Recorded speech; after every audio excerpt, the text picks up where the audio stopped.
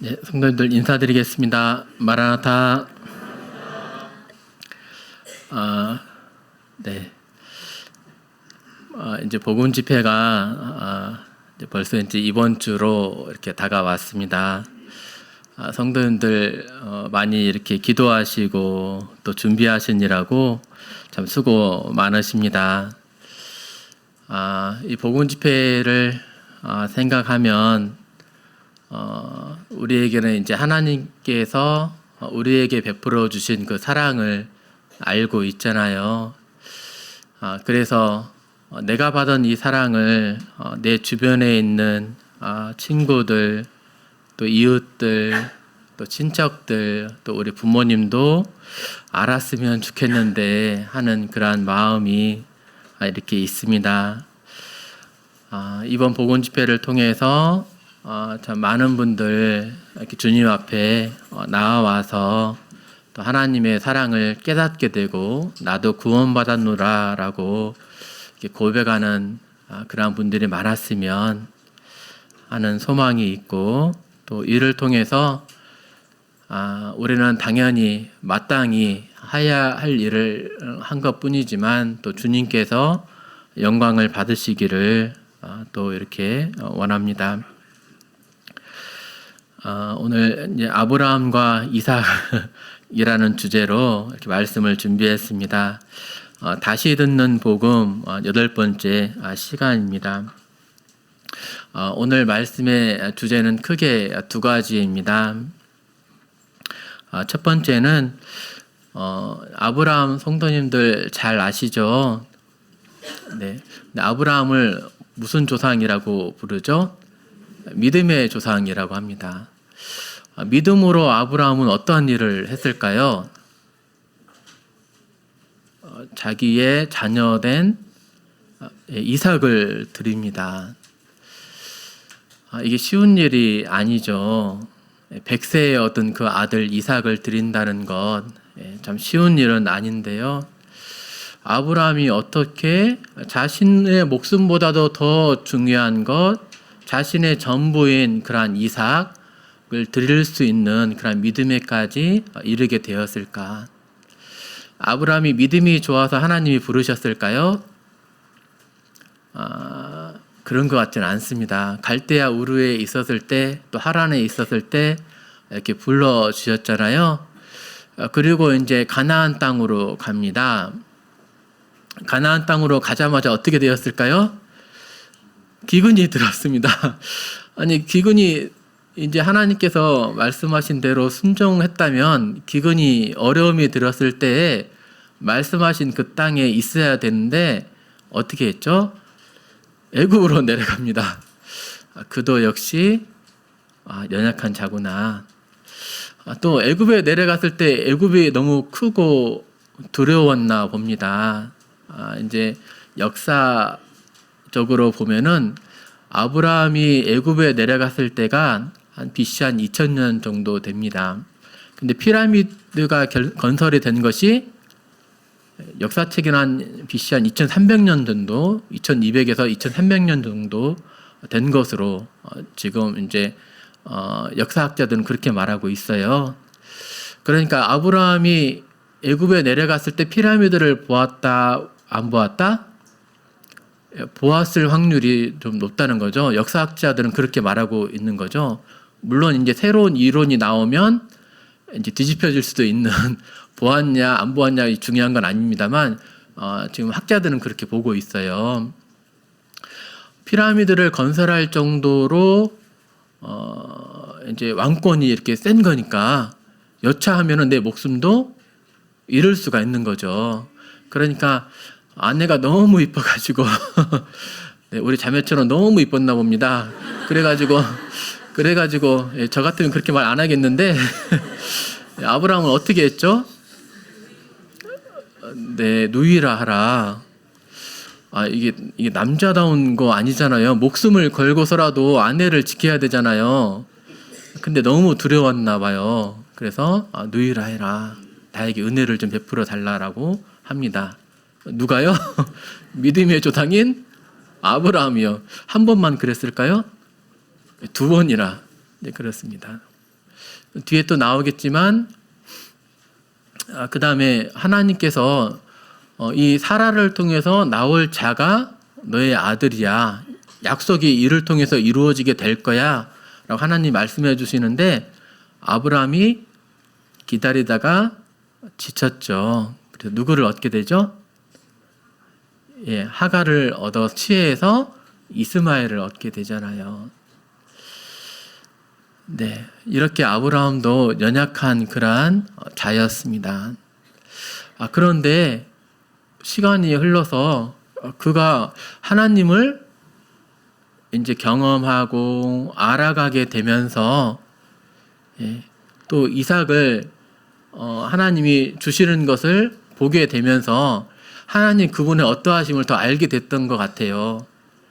그래서 하나님께서 네 아들, 네 사랑하는 독자 이삭을 번제로 나에게 드리라 라고 했을 때 아브라함은 정말로 이삭을 드리는 데까지 나아갑니다.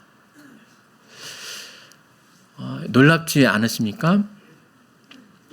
아브라함의 이 믿음의 성장이 어떻게 보면 부럽기도 하고 연약한 우리들도 이렇게 아브라함처럼 될 수 있구나 하는 그러한 어떤 희망과 격려를 이렇게 주기도 합니다.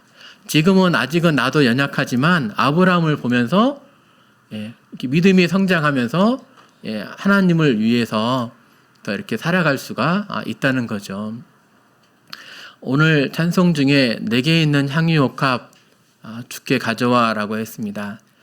그 향유는 무엇입니까?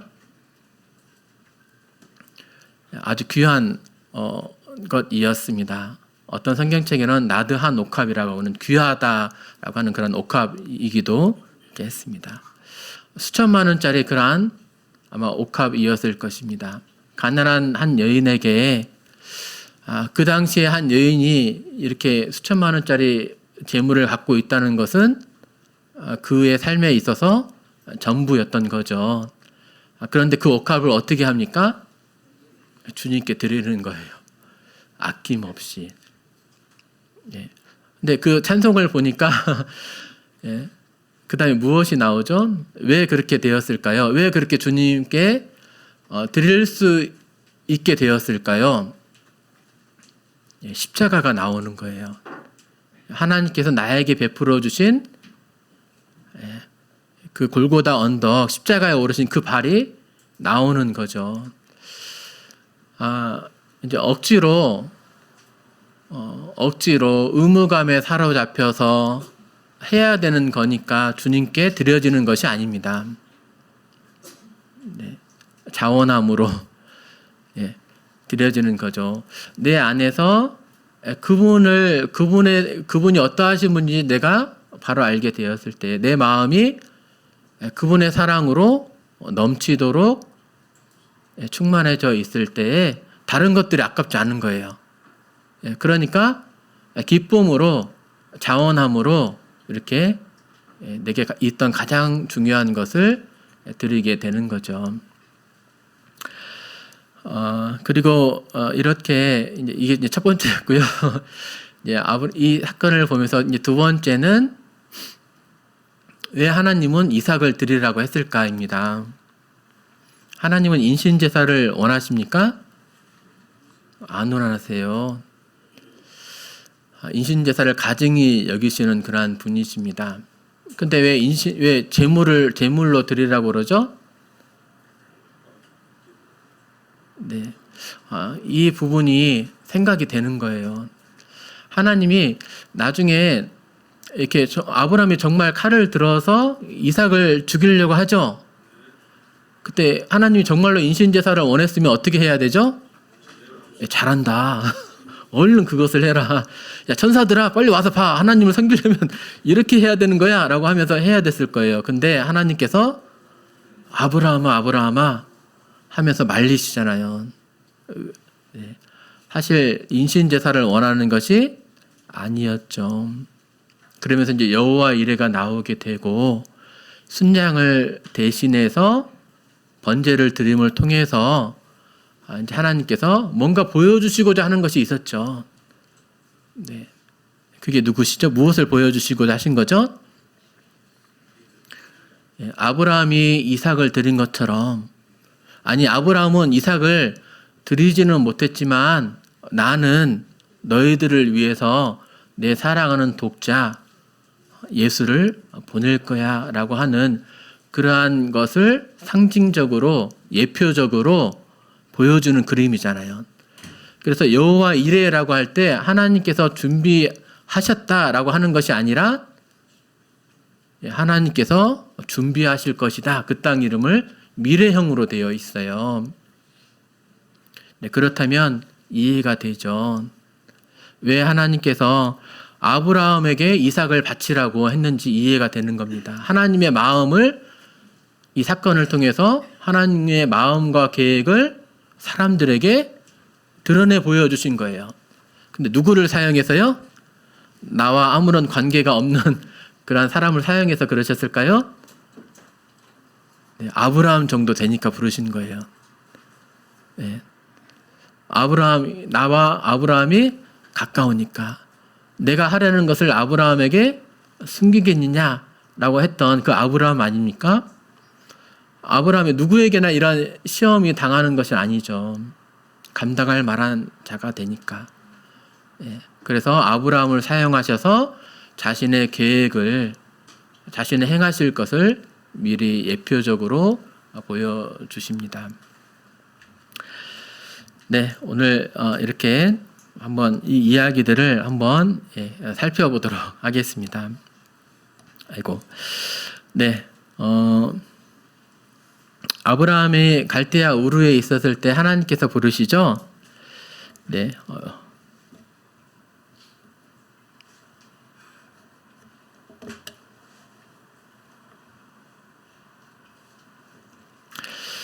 네, 고향과 친척과 아버지 집을 떠나 내가 너에게 보여줄 땅으로 가라 이렇게 하셨습니다.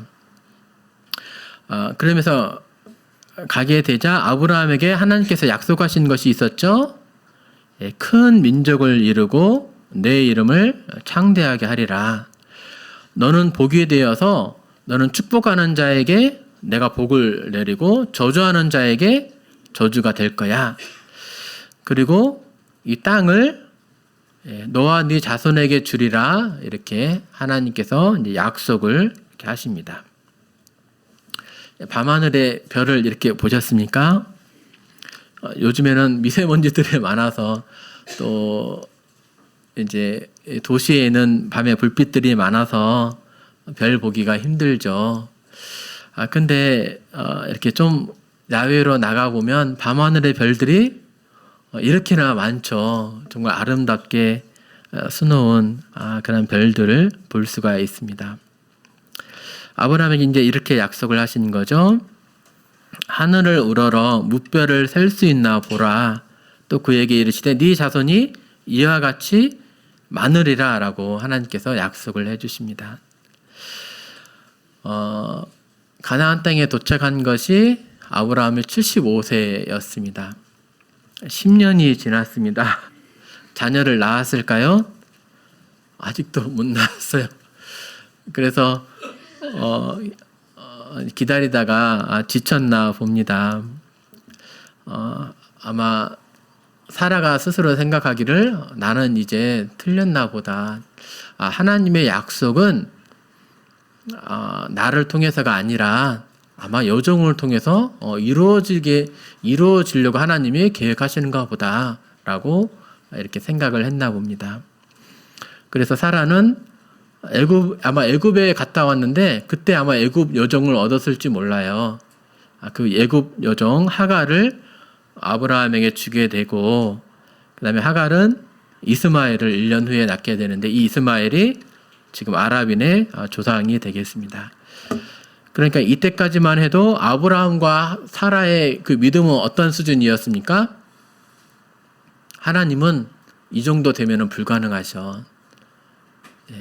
경수가 끊기고 나이가 많이 들면 하나님은 자녀를 낳게 하실 수가 없는 분이셔. 이 정도 이제 믿음을 이제 보여주는 거죠. 그런데 때가 되니까 99세가 되니까 하나님께서 아브라함에게 나타나십니다. 아브라함이 99세 때에 여호와께서 아브라함에게 나타나사 그에게 이르시되 나는 전능한 하나님이라. 너는 내 앞에서 행하여 완전하라. 이제 이렇게 하시죠. 완전하라 하시면서 이제 언약을 이제 말씀을 해주시고 너를 크게 번성하게 해주리라 약속을 하시고 아브라함을 아브라함으로 이름을 바꿔주시고 또 그의 가족들이 언약의 징표로 할례를 받게 해주십니다. 사레에게는 사라라고 이제 이름을 바꿔주시죠. 그러면서 이제 이렇게 말씀하십니다. 내가 사라에게 복을 주어 그를 여러 민족의 어머니가 되게 하리니 민족의 여러 왕이 그에게서 나리라 이렇게 말씀하세요. 아브라함이 뭐라고 대답했냐면 100세 된 사람이 어찌 자식을 낳겠습니까? 사라는 90세인데 어떻게 출산할 수가 있겠습니까? 이스마엘이나 하나님 앞에 살기를 원하나이다. 네. 왜 하나님께서 나는 전능한 하나님이라 이렇게 말씀하셨는지 좀 아시겠죠? 아브라함과 사라는 하나님을 제대로 어떠한 분이신지 알지 못하고 있습니다. 아니라 네 아내 사라가 내게 아들을 낳으리니 너는 그 이름을 이삭이라 하라. 내가 그와 내 언약을 세울 거다. 이스마엘이 아니라 앞으로 네가 지금은 99세이지만 내년 100세가 될 때 네가 아들을 낳을 거야. 그리고 그 이름을 이삭이라 해라. 내가 그와 언약을 맺으리라. 아브라함 너에게 했던 약속이 이삭을 통해서도 이어지게 될 거고 이삭을 통해서 큰 민족을 이루게 할 거야. 이렇게 말씀을 하시죠. 이 일이 가능할까요? 생리가 끊어졌는데 생리가 끊어진 여인이 임신할 수 있을까요? 네, 불가능하죠. 말이 안 되는 그런 얘기죠. 어떻게 뱃속에서 난자가 이제 이렇게 생기지도 않는데 자궁 내막이 이렇게 차오르고 그 착상이 잘 되어야 되는데 그러지도 않는데 어떻게 임신을 할 수가 있겠습니까? 근데 하나님은 전능하신 하나님이시죠. 여호와께서 말씀하신 대로 사라를 돌보셨고 여호와께서 말씀하신 대로 사라에게 행하셨으므로 사라가 임신하고 하나님이 말씀하신 시기가 되어 노년의 아브라함에게 아들을 낳게 하십니다. 우리가 믿는 하나님은 이러한 하나님이죠. 생리가 끊겨서 아들을 낳을 수 없는 그런 상태에서 아무것도 못하시는 그런 하나님이라면 그런 하나님이 아니신 거예요. 우리의 하나님은 천지를 만드신 그리고 내 오장육부를 다 만드신 생명의 주관자이시자 창조주이신 하나님이시죠. 당연히 하나님은 100세 된 노인에게 90세 된 여인에게 자녀를 낳으실 수 있습니다. 하나님의 때가 되어서 이렇게 해 주십니다. 내가 너로 큰 민족을 이루고 하나님이 약속해 주셨습니다. 근데 아브라함은 애굽에 내려가 아내를 누이라 말합니다. 또 내가 내 자손이 땅의 티끌같이 많게 하리라 라고 이렇게 말합니다. 아브라함은 나의 상속자는 다메섹 사람 엘리에셀입니다. 나는 더 이상 아들을 낳을 수가 없습니다. 아니야, 네 몸에서 날 자가 네 상속자가 될 거야.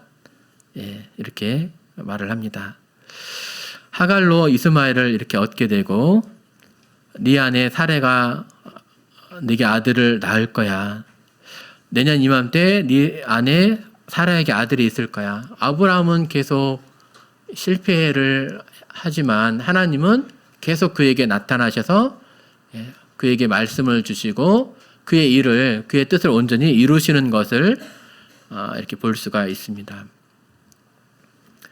네, 이렇게 검버섯도 피고 네, 머리도 이제 허옇게 되고 해가지고 자신의 이제 독자를 이제 낳은 거죠. 얼마나 이렇게 기뻤을까요? 100세가 되어서 자신이 이렇게 아들을 낳았으니까 눈에 넣어도 정말 아프지 않을 아이죠.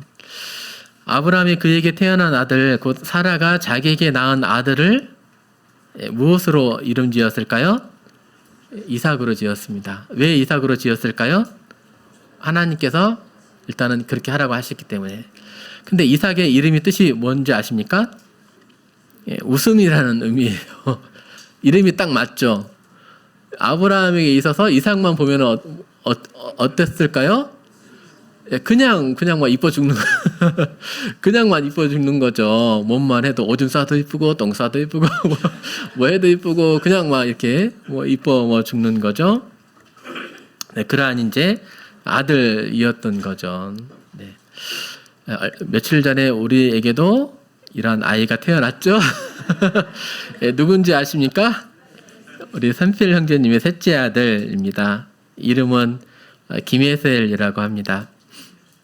왜 에셀이라고 지었습니까, 형제님? 물어봤더니 아브라함은 브엘세바에서 에셀 나무를 심고 거기서 영원하신 하나님 여호와의 이름을 불렀다라고 해가지고 이제 여기서 에셀이라고 이름을 지었다고 합니다. 연합과 도움이라는 그런 뜻이라고 합니다. 주님과 연합된 그러한 교회, 또 연합된 에셀이 또 교회와 주님을 또 동역하면서 섬기는 그런 에셀이가 되기를 또 축복합니다. 이제 여기까지 이제 이렇게 아브라함은 그 아들을 보면서 정말 와, 하나님은 대단하신 분이셔. 하나님은 정말 완전하신 분이셔. 이러한 놀라운 하나님이 나의 하나님이야. 이렇게 막 기뻐했을 것입니다. 그런데 어느 순간에 이렇게 에셀나무도 심고 그랬거든요. 이제 아비멜렉과 이렇게 다툼도 있으면서도 상호 불가침 조약도 맺고 막 이렇게 지내고 있었는데 어느 날 이제 하나님이 아브라함을 찾아오십니다. 그 일 후에 하나님이 아브라함을 시험하시려고 그를 부르시되 아브라함아 하시니 그가 이르되 내가 여기 있나이다 이렇게 합니다. 하나님이 아브라함을 왜 찾아오셨습니까? 시험하시려고. 아니, 하나님이 믿는 자들을 시험하시니까 시험은 크게 두 가지 종류가 있습니다. 템테이션이 있고 테스트가 있습니다. 템테이션은 이제 유혹하는 거죠. 죄에 걸려서 넘어뜨리려는, 쓰러지게 하려는, 무너뜨리려는 사단이 주는 그런 시험이 되겠습니다. 테스트가 있습니다. 이 믿음의 분량이 어느 정도인지 그에 따라서 하나님이 그에 따라서 행한 대로 상을 주시려고 하는 그런 시험이 이렇게 있습니다.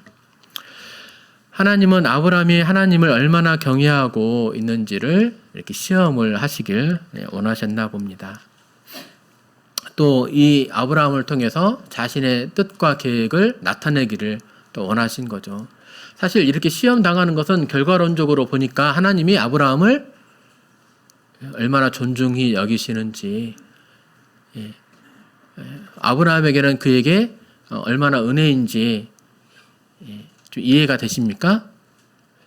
자신의 계획을 다른 이에게 알리지 않고 다른 일을 사용하셔서 나타내신 것이 아니라 하나님이 독생자를 주시려는 그런 계획을 나를 통해서 세상에 드러내기를 원하시는 거예요.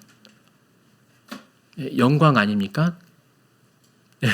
이때 아무것도 몰랐으면 이 시기에는 사실 아브라함에게는 많은 괴로움이고 하나님이 왜 그러셨을까? 나 이제 하나님 떠나가야 되나? 이제 이렇게 생각했을지 몰라도 그를 불러서 위대한 계획에 초청하시는 하나님의 은혜에 생각해 보니까 감사할 일이 되더라고요. 아무에게나 이런 시험 당하는 것은 아니죠. 아무에게나 네가 가장 중요히 여기시는 것, 네 아들을 나에게 주라. 시험 당하는 건 아닙니다. 아브라함에게 어느 정도의 그런 믿음의 분량이 되었을 때에 이런 것을 이렇게 하시는 거죠. 그래서 아마 저 같은 연약한 자는 이런 시험 당함이 네, 시험 당함이 없을 것입니다. 말이 제대로 안 나오네. 네. 사람이 사실 크고 두려운 일이 해가지고 사람이 감당할 시험밖에는 너희가 당한 것이 없나니 오직 하나님은 미쁘사 너희가 감당하지 못할 시험 당함을 허락하지 아니하시고 시험 당할 즈음에 또한 피할 길을 내사 너희로 능히 감당하게 하시느니라. 하나님은 이러한 분이시죠. 예. 믿음의 어느 정도 수준이 되니까 아브라함과 하나님과의 그런 친밀한 관계가 되니까 이러한 일을 시험하십니다. 여호와께서 이르시되 네 아들 네 사랑하는 독자 이삭을 데리고 모리아 땅으로 가서 내가 너에게 일러준 한 산 거기서 그를 번제로 드리라 라고 합니다. 콕 집어서 이삭을 얘기하십니다. 네 아들 네 사랑하는 독자 이삭이라고 하십니다. 그냥 네 아들이라고 했으면 어떻게 됐을까요? 예, 저 같으면 노예시장에 가죠. 그리고 예, 내 아들 될 사람을 한 명을 살 것입니다.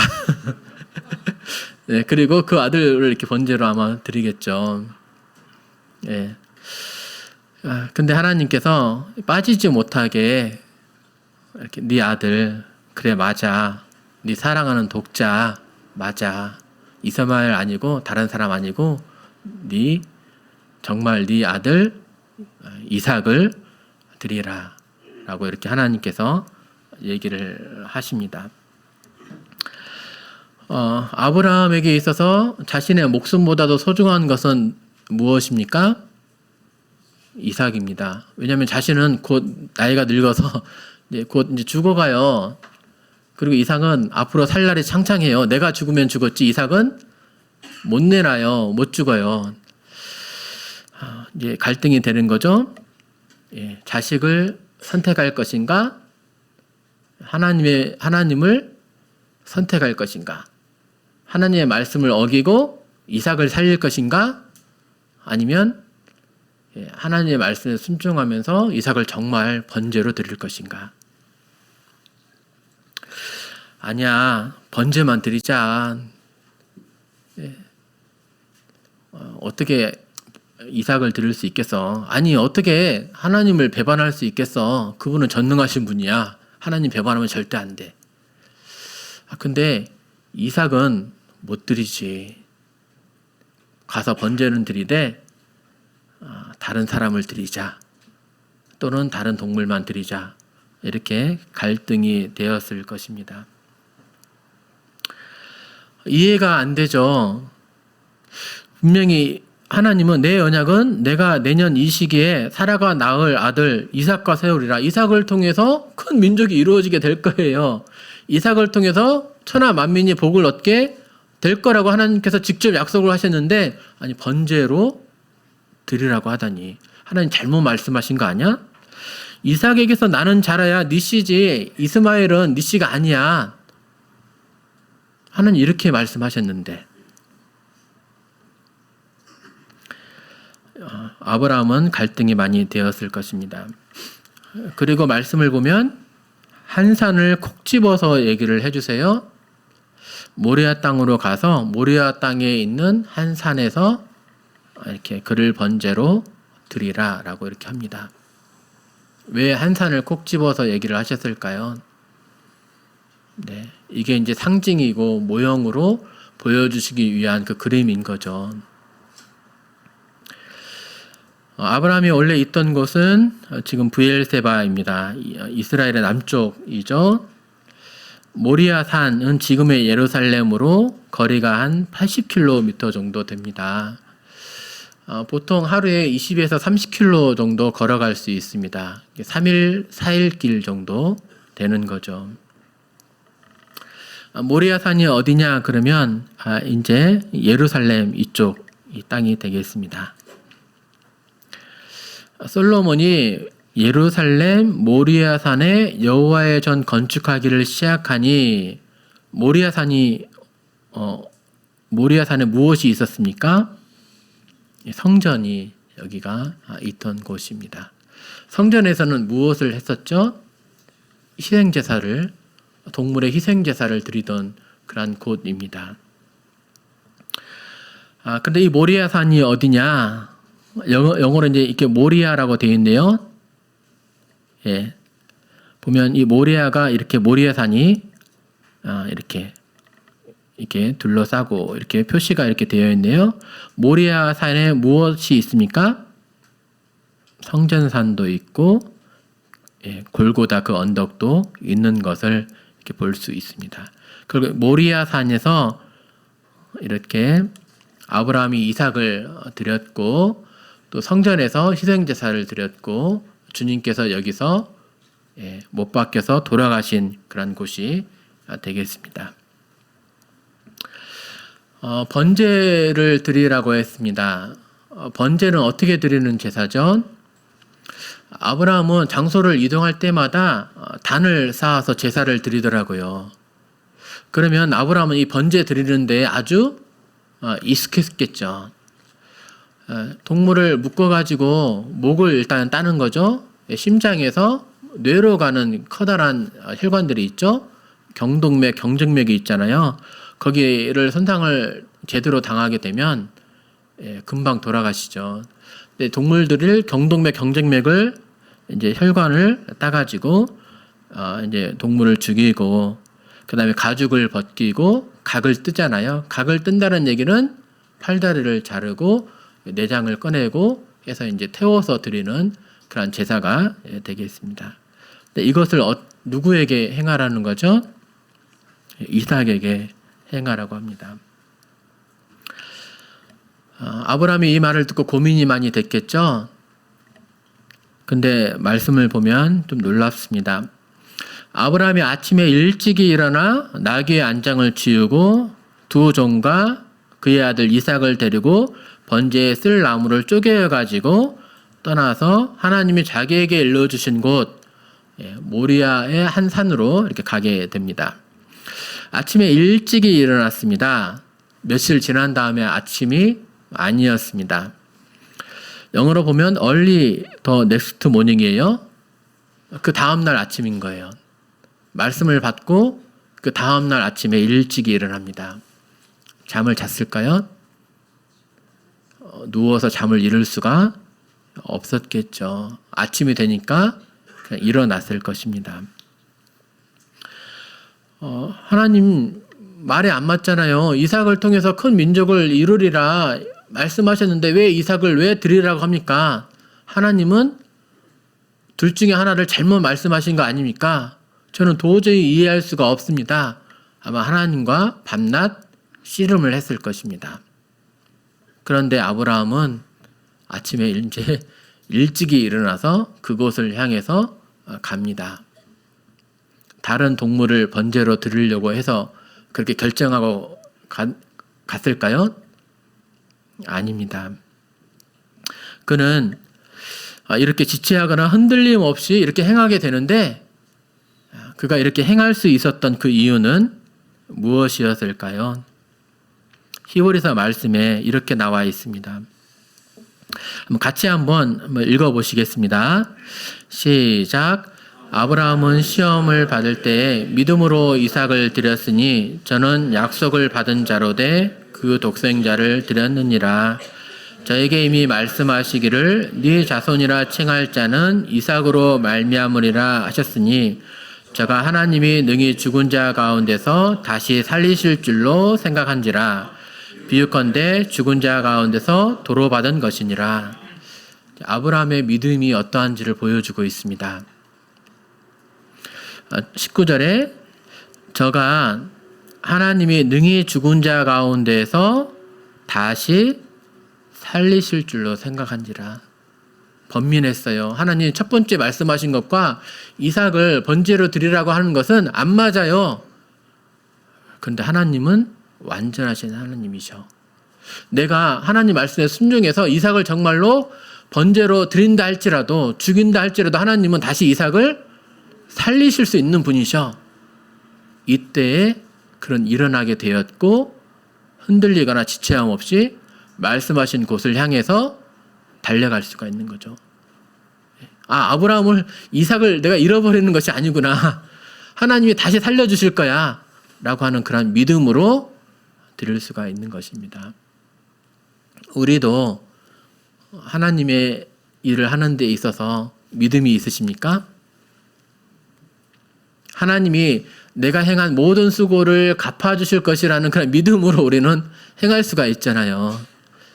네. 상 주시는 이심을 우리는 또 바라볼 수가 있잖아요. 네. 이 땅이 전부가 아니라 하나님이 그날에 가서 하나님이 나를 기쁨으로 맞이해 주시고 기쁨으로 상 주실 그날을 바라보면서 성도님들도 이렇게 주님을 섬기시는 것 아닙니까? 이렇게 아브라함은 믿음으로 이렇게 가게 됩니다. 제3일에 이르렀습니다. 눈을 들어서 이제 모리아산을 바라보게 됩니다.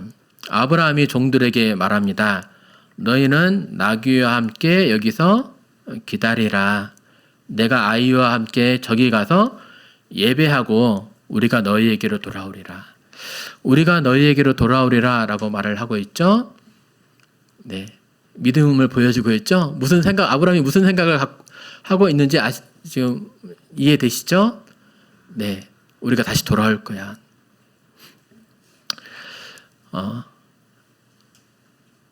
내가 아이와 함께 저기 가서 예배하고 돌아오겠다라고 말합니다. 종들이 생각하는 그 예배는 무엇이었습니까? 네, 아마 그냥 동물의 번제를 드릴 정도의 예배를 생각했을 거예요. 아브라함 마음 중심에 있었던 그 예배는 무엇입니까? 예, 자신의 목숨보다도 소중한 것, 다 이뤄도 결코 드릴 수 없는 것, 그 이삭을 드리는 것을 아브라함은 예배라고 표현을 하고 있습니다.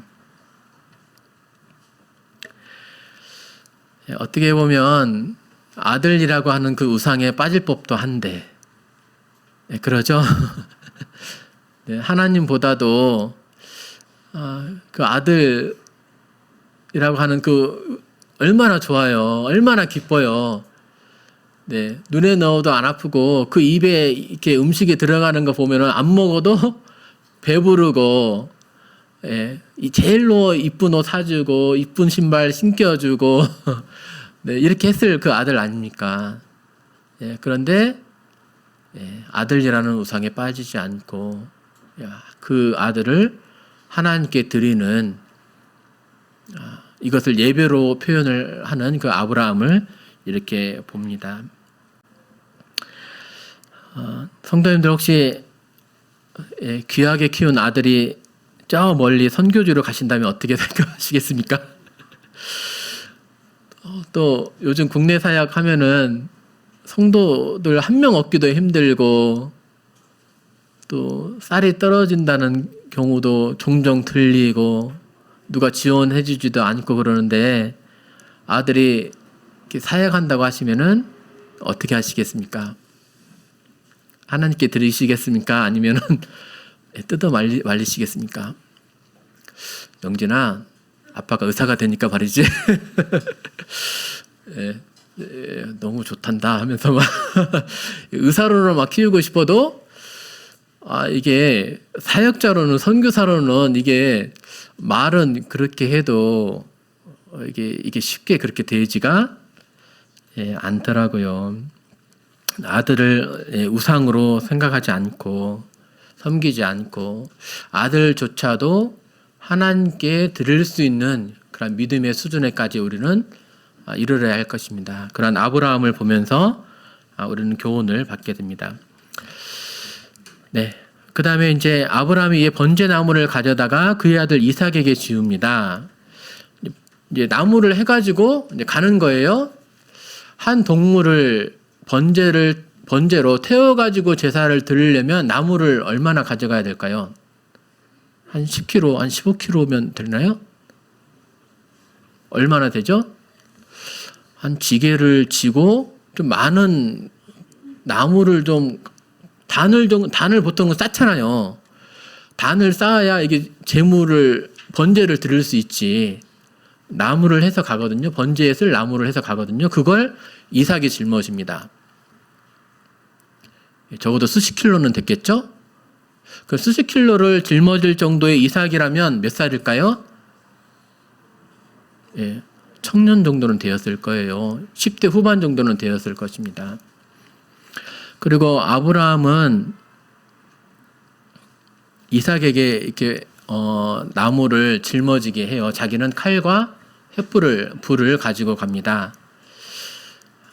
보통 이제 부모가 사랑하는 자녀가 있으면 무거운 것을 부모님이 다 짊어지십니다. 그러시잖아요. 제가 나이 40이 되어서도 부모님이 저에게 쌀을 이렇게 주시는데 쌀가마를 못 들게 하세요. 직접 70이 다 되셨어도 쌀가마니를 본인이 짊어다가 이렇게 제 차에 실어 주십니다. 부모님의 사랑이죠. 아버지 아니에요. 어머니 제가 짊어질게요. 아니야 라고 하며 뿌리치시면서 짊어지세요. 그런데 본인이 하실 수가 없을 정도가 되어서야 이제 그것을 이제 안 하시게 되시잖아요. 무릎이 아프고 허리가 아프고 힘이 없어서야 이제 보통 그렇게 하시지 않습니까? 아브라함은 이때 나이가 들 수 없을 정도로 나이가 매우 이렇게 많이 들었을 것입니다. 왜 이야기를 하냐면 나중에 이제 번제를 드릴 때 이삭이 잠잠하잖아요. 자, 이삭이 묻습니다. 아버지 아브라함이요, 불과 나무는 있는데 재물이 없습니다. 번제할 어린 양은 어디에 있습니까? 라고 묻습니다. 아브라함이 뭐라고 대답을 해야 될까요? 하나님이 이삭 너를 번제로 드리라고 그랬어. 그렇게 말하면 이삭이 도망가겠죠. 뭐라고 말을 해야 될까요? 예, 하나님이 자기를 위하여 친히 준비하시리라 라고 말합니다. 이걸 알고 말했을까요? 아니면 그냥 둘러댔을까요?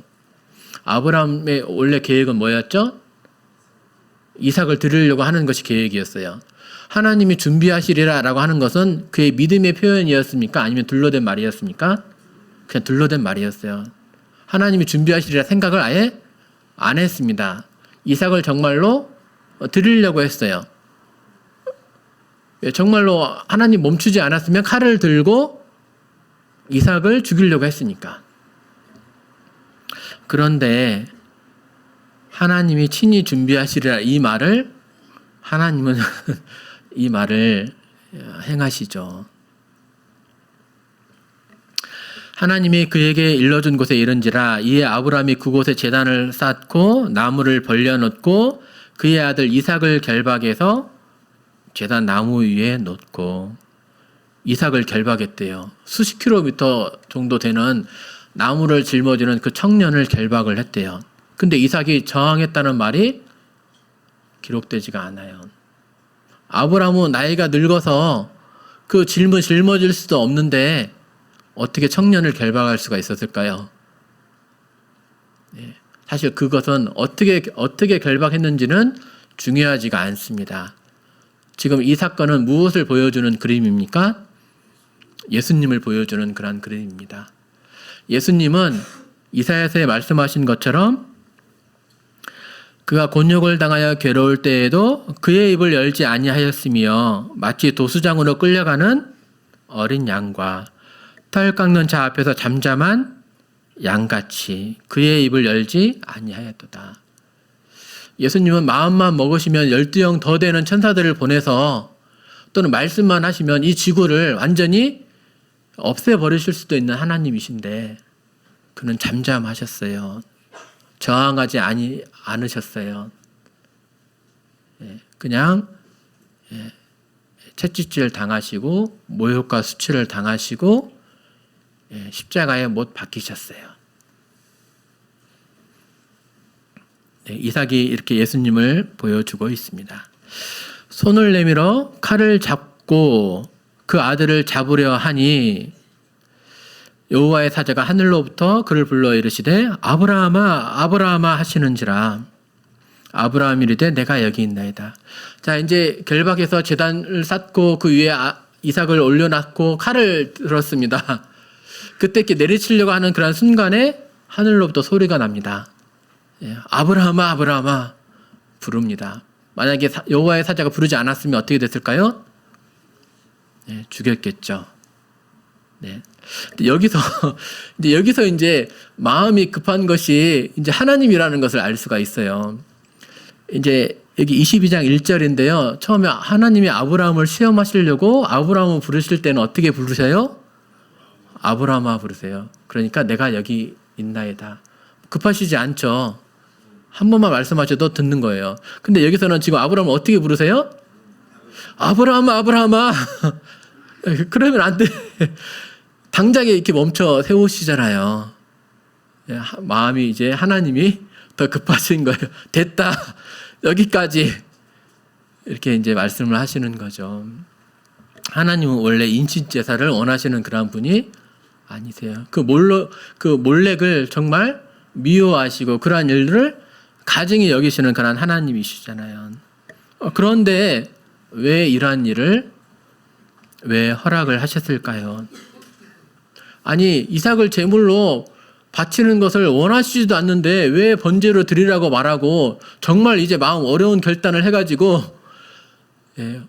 어렵게 거기까지 가가지고 마음고생하면서 갔는데 정말로 이제 마음 먹고 이삭을 드리려고 했는데 갑자기 멈추게 하시는 거예요. 마음의 변덕도 많으시네. 왜 그러신 거죠? 제물의 목적이 아니었던 거예요. 상징적으로 보여주시는 것이 목적이었던 거죠. 네, 성경은 1500년 정도에 걸쳐서 40여 명의 여러 사람들이 기록을 했습니다. 1500년, 1600년 동안 시대와 환경과 어떤 지위와 언어가 다른 사람들이 기록한 그런 책인데 성경엔 주제가 있을까요? 네, 성경 스스로 주제가 있다고 말합니다. 너희가 이 성경에서 영생을 얻는 줄 생각하고 성경을 상고하거니와 이 성경이 곧 내게 대하여 증거한 것이다. 성경이 곧 나에 대해서 말하고 있다라고 얘기를 합니다. 또 모세의 글과 시편과 선지자의 글에 나를 가리켜 기록한 것이 이루어져야 할 것을 예수님께서 직접 말씀하고 계시잖아요. 네. 이 성경은 사람들의 글이 아닌 거예요. 그렇다면 주제가 다 각각의 얘기를 그 사람들별로 각각의 얘기를 해야 되는 거고 한 사람이 글을 썼다 할지라도 앞과 뒤가 다른 경우가 많아요. 그런데에도 성경은 주제가 있다는 말은 하나님이 직접 이 글을 쓰신 것이고 그리고 하시고자 하시는 말씀이 이 주제가 있다는 거예요. 그것이 바로 예수 그리스도라고 하는 것입니다. 대신하여라고 하는 표현이 나오네요. 하나님이 이 말씀을 꼭 하시고 싶으셨던 것 같습니다. 아브라함이 가서 그 순양을 가져다가 아들을 대신하여 번제를 드렸습니다.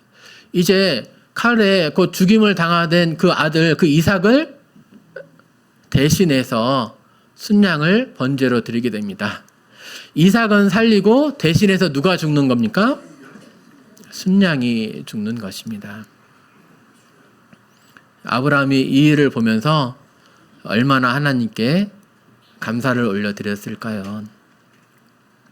그런데 아브라함이 감사를 드리게 된 것처럼 우리도 이삭을 살게 해주신 그 하나님의 은혜에 감사를 드렸던 것처럼 우리도 살게 해주신 것 때문에 감사를 드릴 일이 있죠. 우리도 대신해서 우리의 생명을 얻게 되었잖아요. 그가 모든 사람을 대신하여 죽으심은 그분은 우리 모든 사람들을 대신하셨습니다. 하나님이 죄를 알지도 못하신 이를 우리를 대신하여 죄를 삼으신 것은 우리를 대신해서 우리의 모든 죄를 짊어지셨습니다. 그가 우리를 대신하여 자신을 주심은 우리를 대신해서 자신을 내어놓으셨어요. 우리가 죽을 위험에 처해 있는데 자신을 내어주셨습니다. 우리를 대신해서 의인으로서 불의한 자를 대신하셨습니다. 그분은 죄 없으신 하나님이셨지만 의인이셨지만 우리는 본질상 진노의 자녀들인 죄악된 그러한 자들이었지만 예수님께서 우리를 대신해 주셨습니다. 왜 대신해 주셨습니까? 왜 대신해 주셨습니까?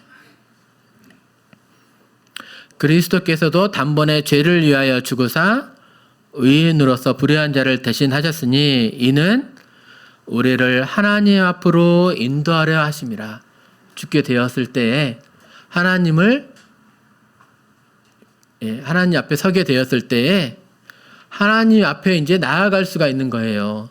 그 이전에는 모든 사람이 죄를 범하였음에 하나님의 영광에 이르지 못하더니 하나님께 나아갈 수 없어요. 그분을 쳐다볼 수도 없어요. 두렵고 떨려서 무서워서. 근데 우리는 하나님 앞으로 나아갈 수가 있게 되었어요. 어디까지요? 예수님과 연합된 그러한 존재로서 아들의 신분으로 나아갈 수가 있는 거예요. 하나님이 죄를 알지도 못하신 이를 우리를 대신하여 죄로 삼으신 것은 우리로 하여금 그 안에서 하나님의 의가 되게 하려 하심이라. 우리들끼리 사람의 의 아니고요. 사람의 의로는 하나님 앞에 의롭다함을 얻을 수가 없어요. 하나님 수준의 의가 필요한 겁니다. 근데 우리가 예수님 덕분에 무엇을 얻게 된 거죠? 하나님의 의를 얻게 된 거예요. 하나님이 우리를 보실 때에 너 정도는 아니야. 그래 좀 착하긴 해도 너는 아니지. 이렇게 말씀하시는 것이 아니라 하나님의 의가 되는 거예요. 우리는 하나님 앞에서.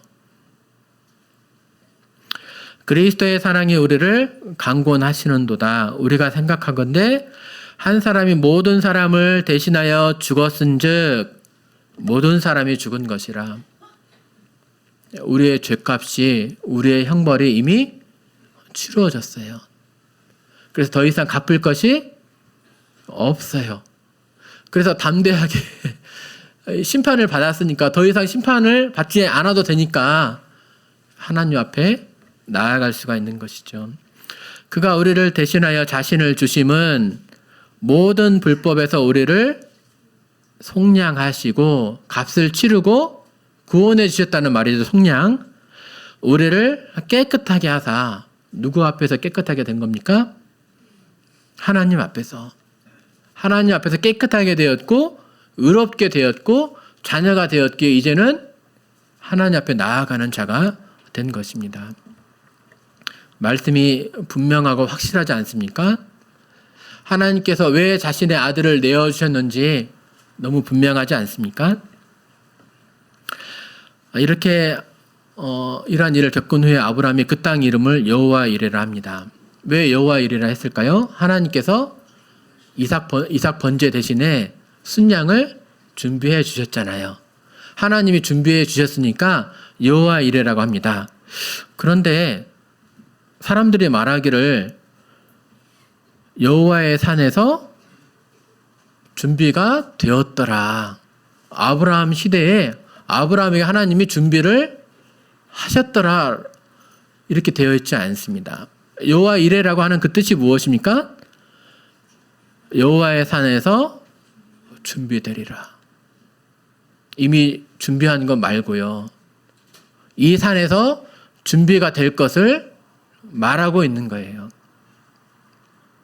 우리 주님에 대한 분명한 예표를 보여주고 있지 않습니까?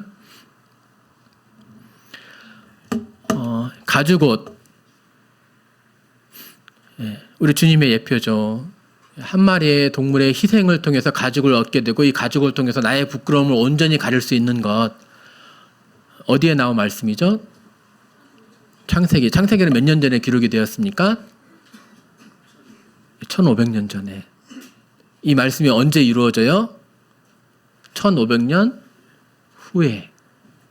아브라함도 이 말씀이 언제 이루어져요?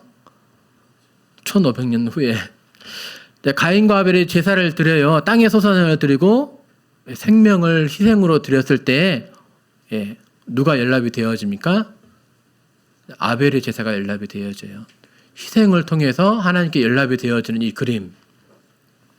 노아의 방주, 유일한 그 구원의 방주를 통해서만 구원을 얻을 수 있다는 이런 모형. 또 출애굽기에서도 피를 볼 때에 내가 너희를 넘어가리라 라고 말씀하신 것.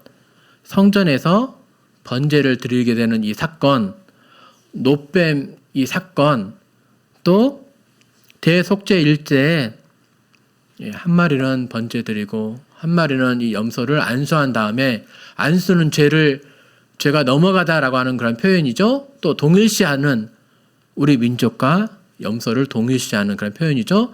이 염소를 그 다음에 어디로 가게 해요? 광야로. 그리고 버리고 오잖아요. 광야 낭떠러지에서 약간 버리잖아요. 고생당하고 구르고 뼈가 이제 피가 나고 뜨거운 그런 광야에서 고생하면서 지쳐가면서 죽어가잖아요. 무엇을 나타내는 그림입니까? 또 요나는 왜 하필 3일 밤낮을 물고기 뱃속에 있을까요?